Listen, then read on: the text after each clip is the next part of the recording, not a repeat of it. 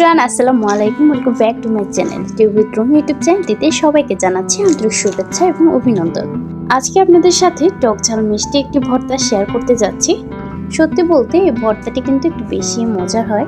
যারা এরকম হাতে মাখানো ভর্তাগুলো খেতে পছন্দ করেন তাদের জন্য আমার আজকের এই ভিডিওটি হেল্পফুল হতেও পারে। আর এই তো ভর্তাটির কিছু মূল উপকরণ সংগ্রহ করার জন্য আমি আমার আম্মুর ছাদ বাগানে চলে এসেছি। এখন একটি পেয়ারা গাছ দেখতে পাচ্ছেন, যেটাতে কিনা কিছু সংখ্যক পেয়ারা এখনো আছে, আর সেখান থেকে আমি পেয়ারাটি নিয়ে নিয়েছি।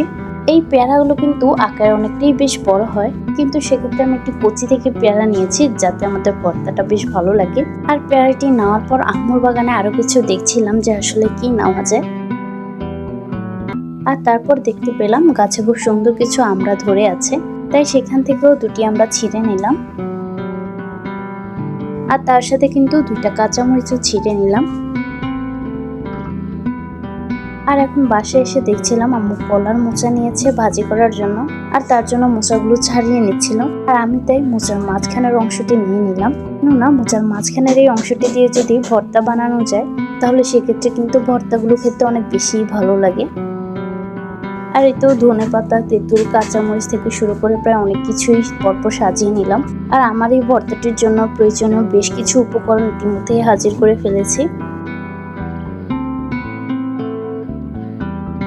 আর এই তো উপকরণগুলোকে এখন পানিতে খুব ভালোভাবে ধুয়ে আমার কাজগুলো শুরু করে দেব। আর এই তো না টেনে পুরো ভিডিও দেখতে থাকুন, আশা করছি আপনাদের বেশ ভালো লাগবে।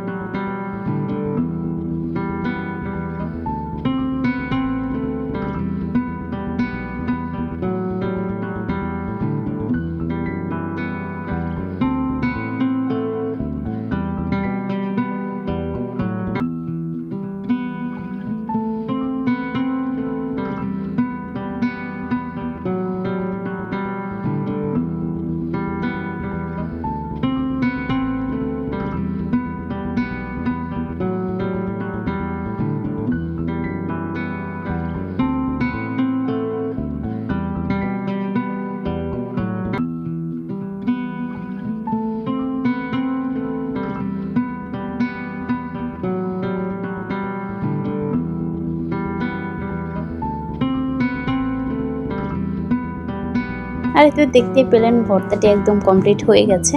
আর ট্রাস্ট মি, ভর্তাটি এডিট করতে গিয়েও কিন্তু আমার জিভে পানি চলে আসছিল।